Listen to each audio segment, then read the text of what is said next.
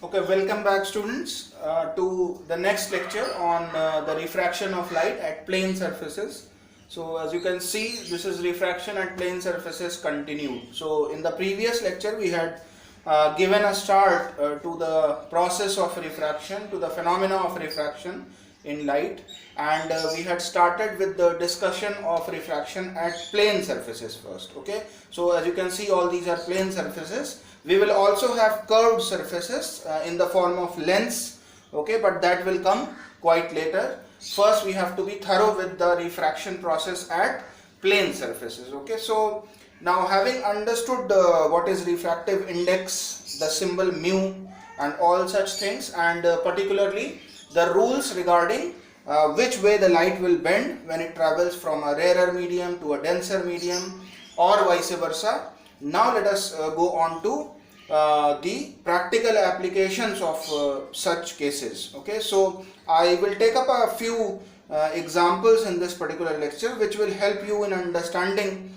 what I had explained in the first lecture more clearly. Okay, so let us first have a look at this particular diagram. I have made this in the form of a small question. This in fact is a part of your exercise also, one of the questions in the exercises. Okay, so let us see what the situation here is first. This is a ray of light, okay, which is traveling. So this becomes the first medium. As you can see, it is air, so it is given in the part of the as a part of the question. You have air as medium 1, okay, and then the light is going to meet the surface of separation. Okay, so this line over here shows the surface of separation. Separation of what? Separation of this medium and this medium. So as you can see, entering from air and now it is going into liquid. Okay, so this part over here, this entire portion is liquid, which is medium 2. Okay, so as we can logically understand that liquid medium will be the denser medium. Okay, so I'll write simply over here this as the denser medium. Okay, and this is the rarer medium. Okay, optically denser and optically rarer. I'll not use the word optically again and again. You will understand that when we are talking about refraction of light, we will talk about optically rarer medium and optically denser medium. Okay, so now what is the rule? You see, whenever a ray of light tries to enter from a rarer medium to a denser medium, it bends towards the normal. Okay, so if you see, the original direction of the ray was this. Okay, had this difference of medium not been there, the ray of light would have simply gone ahead straight in the same line in which it was going, or in the same direction in which it was going. But because there was a change in the medium, therefore there was a bending which happened right at the surface of separation. So this bending, if it is going from rarer to denser medium, it will be towards the normal. Okay, so as you can see, instead of going away from the normal, it has come towards the normal. This is the normal. Okay, so once this process happens, you can say that at this surface there is refraction of light that is taking place. Okay, so considering this much part of the diagram, now read the information that is given. I have written over here mu. On the right side there is an L, on the left side there is an A, and I have already explained you this, that this letter mu means refractive index, and it will be read as refractive index of liquid with respect to air. So the first medium is air through which it was going, and then it enters into the second medium, which is on the right hand side, which is liquid. Okay, so refractive index of liquid with respect to air is given as √2. Okay, find angle R. Now as you can see, this is angle R, angle of refraction. Okay, so this must be quite easy for you to notice that we have a refractive index of liquid with respect to air. So the formula obviously is sine of I upon sine of R, which we have already studied under Snell's law. Okay, so we will use this particular formula to come to the value of R, or to find the value of R, because you see, angle I Okay, by the way, what is angle I over here? Angle I is the angle of incidence which always which is always formed in the first medium in which the light travels. So you can't directly say that angle I is 45 because this angle that has been shown over here, this is not angle I. Angle I is the angle of incidence which is always formed between the incident ray and the normal. Okay, so in actuality we have this angle as 45 degree and this is your angle I.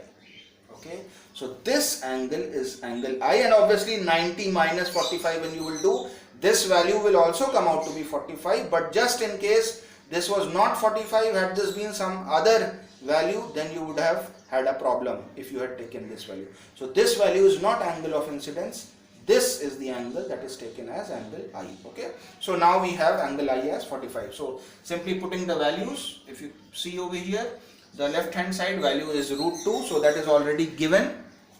Okay, equal to sine of I, so I is your 45 degree, so that becomes sine of 45 degree upon sine of R. Okay, so cross multiplying, you bring this sine R to this side, you will have sine of R equal to sine of 45 degree divided by, so this √2 goes down over here. Okay, now sine 45 we already know, it is 1 by √2. We should know the value because this is the trigonometric ratio of a standard angle, trigonometric value of a standard angle. 45 degrees is a standard angle, so sine 45 is 1 by √2 and you have a √2 in the denominator already. So this becomes 1 upon √2 into √2, because this √2 also is in the denominator, so it goes down. So we have 1 upon √2 into √2 will give you 2.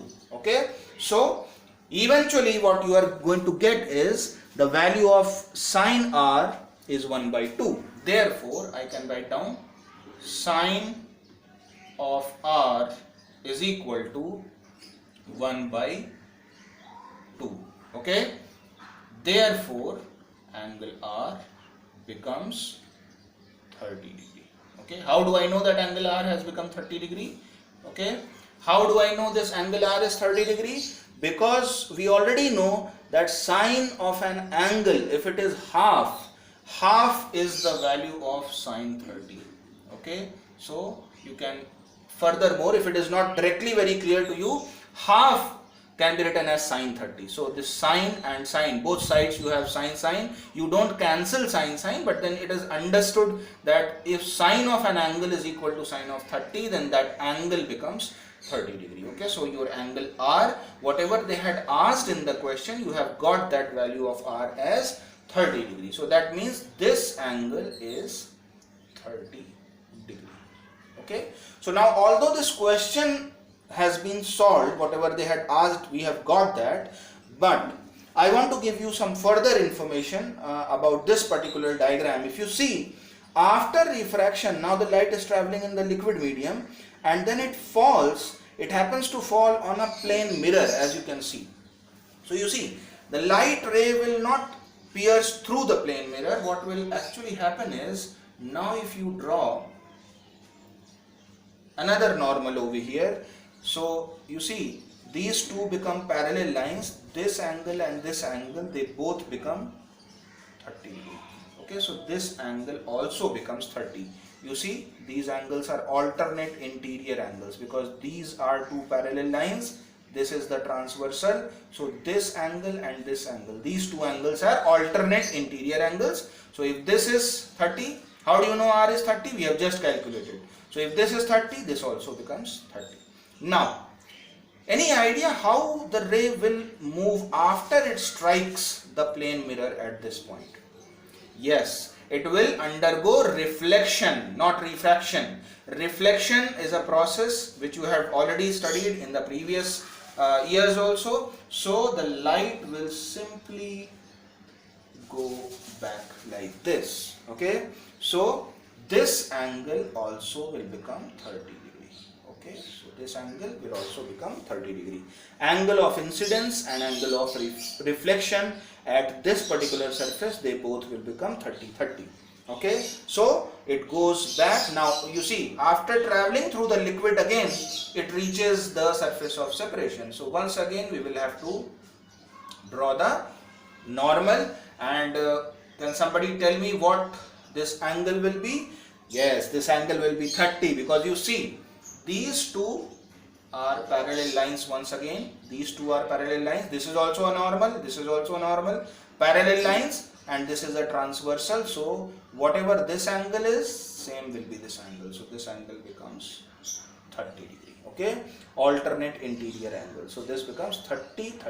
Okay, now obviously what is the final direction in which the ray comes out is going to be governed by the law of refraction or the rule of refraction. So now you see the reverse process is taking place. Whatever happened over here at this particular point, the exact reverse is happening at this particular point.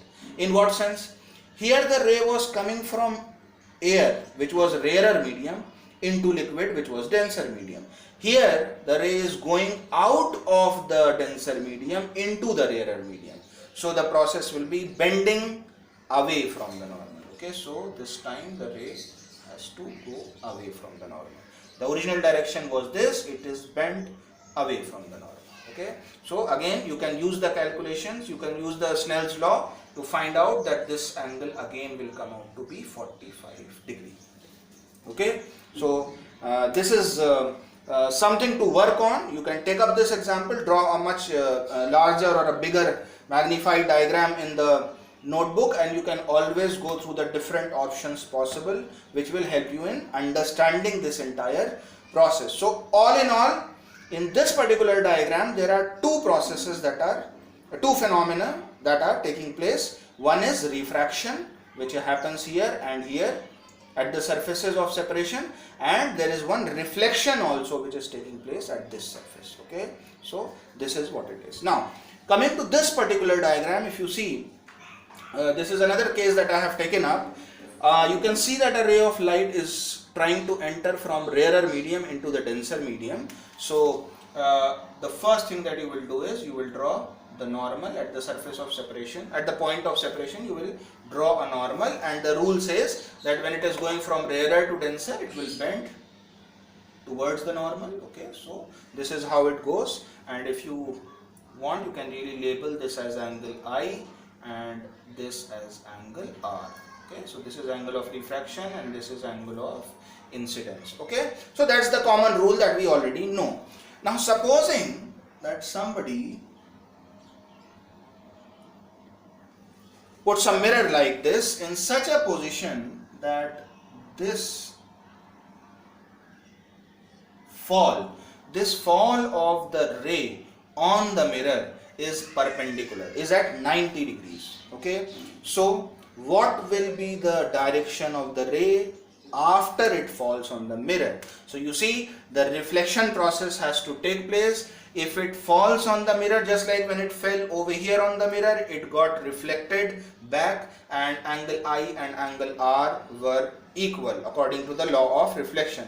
So here also the ray returns or gets reflected. The only difference here is that since here angle I was 0, angle R also becomes 0. Okay, so perpendicular incidence results in the reversal of the ray. Okay, so the ray reverses, and now if you see the reversed ray, it is going to travel from denser into rarer medium. So the exact reverse of the original rule applies here. When it was traveling from rarer to denser, it bent towards the normal. Now it is going to go from denser to rarer, so it will bend away from the normal. So this was the original direction, now it will bend away from the normal. So you will see, you will notice that the ray will follow exactly the same path from which it had come. Okay, this phenomena is known as the principle of reversibility of light. Okay, so you can write down over here, this is called the principle of reversibility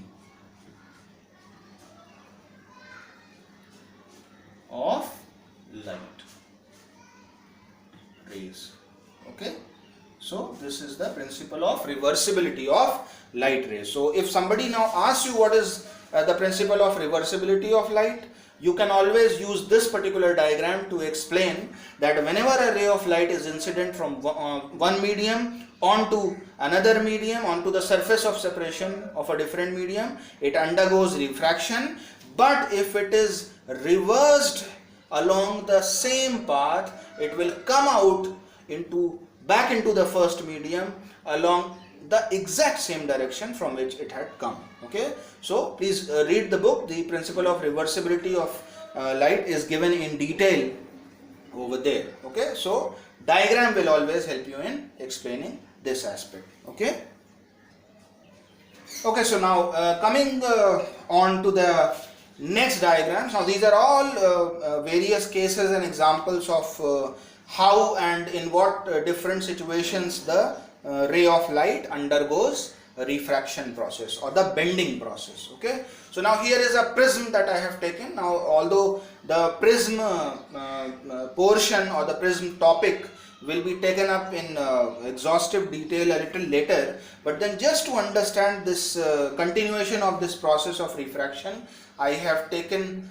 a prism over here, a glass prism. So the internal material over here obviously is glass. It is made up of glass, and you have air on this side and you have air on this side, and this is a ray which is trying to enter from air into glass. Okay, this is the first surface of separation that you can see.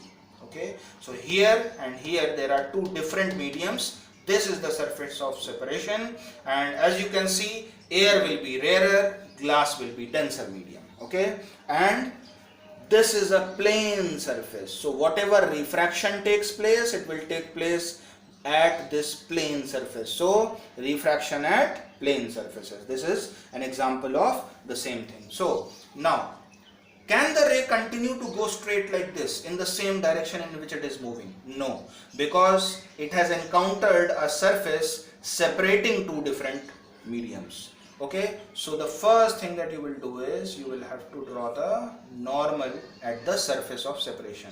So this is the surface of separation. You draw the normal. This will be your angle I. Okay, angle of incidence. Okay, so rarer to denser, it should bend towards the normal. Okay, so it will bend towards the normal. Why towards the normal? Because it is going from rarer to denser, it always bends towards the normal. Where is the normal? This is the normal. So instead of going like this, it will bend towards the normal. Okay, so you see the original direction was this. Look at my hand. The original direction was this, but it has bent towards the normal. This is the normal. Okay, so obviously this will be your angle R. Okay, this will be your angle R or angle of refraction. Okay, so let me just draw this a little more clearly. This is your angle R. At this surface, this is angle I and this is angle R. Now, the process does not finish over here.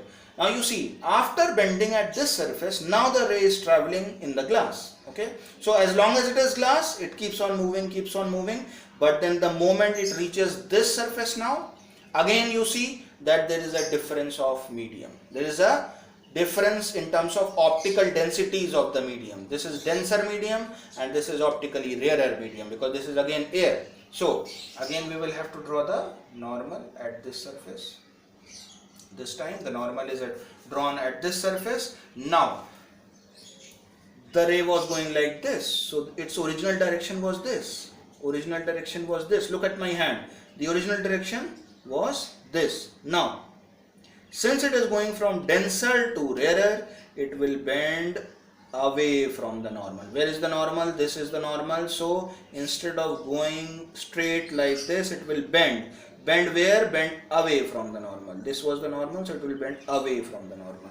So this ray comes out like this finally into the air. Okay, so this angle over here is known as angle E, which is the emergent angle. Okay, so you can write down this angle is the emergent angle or the angle of emergence. Okay, so this is known as the emergent angle.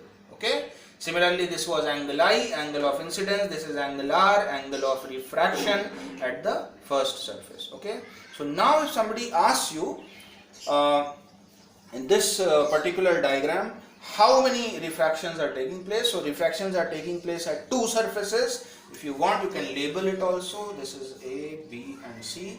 AB is the first surface where refraction is taking place, and AC is the second surface on which refraction is taking place. Okay. So again, another example. Now coming to the last part of this lecture, we will see how a ray of light enters a rectangular glass slab. Okay, so you can imagine a rectangular thick piece of glass slab. Okay, so light is going to travel from air. You can see this is all air medium. Okay, then it will enter into glass. This is glass slab, and then eventually how it comes out in the back in the air. Okay, so that is what we are going to study next. Okay, so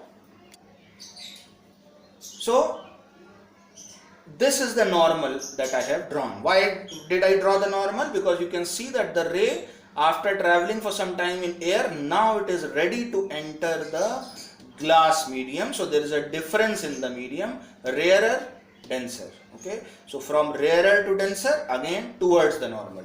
So let us draw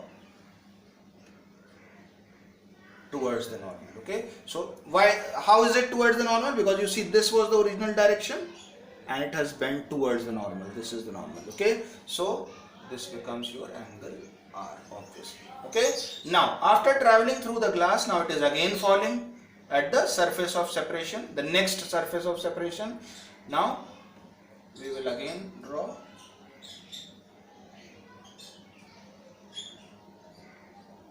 the normal at this particular surface now. So let me draw it more properly. So this is another normal that I have drawn. Now this time at this surface. What is the rule again? Denser medium, rarer medium. Now from denser to rarer, so it will bend away from the normal. Okay, so it goes away from the normal. Okay, so something like this. Okay, how is it away from the normal? Because you see again, this was the direction in which it was supposed to move, but because of the difference in mediums, it had to bend. Bend where? Away from the normal. Okay, so this is the normal and this is away from the normal. And you can see once again, just like over here you had said, the final angle at which the ray comes out, that is known as the emergent angle. So I can label this angle also as the small angle E, which is angle of emergence or emergent angle. Okay, so angle of incidence, angle of refraction at the first surface, and finally when it comes out from the other side, this is angle E or angle of emergence. Now it was observed that if this original direction of the ray was drawn like this, if you see, this is a rough diagram that I have drawn. This was the original direction of the ray, the original direction. The first time when it was traveling like this. So assuming that this was the original direction, because of this rectangular glass slab, we have found out that this ray actually has not bent. It has only shifted from its original path. You see, this was the original path that I have drawn, and this is the final path that it takes when it comes out. Okay, so you can say that this is the final path. Okay, this is the final path and this was the original path. Okay, this was the original path. Okay, final path and this was the original path. Okay, so these two paths were observed to be running parallel to each other. Okay, so in such a case, if somebody asks you actually what is the way in which the final emergent ray comes out after it is undergoing refraction through a rectangular glass slab, so your answer will be that the ray just gets shifted parallelly to its original direction. Okay, so this, in fact, this lateral distance that is there between the two parallel lines, this is known as the lateral displacement. So if you call that as x, you will label x as lateral displacement.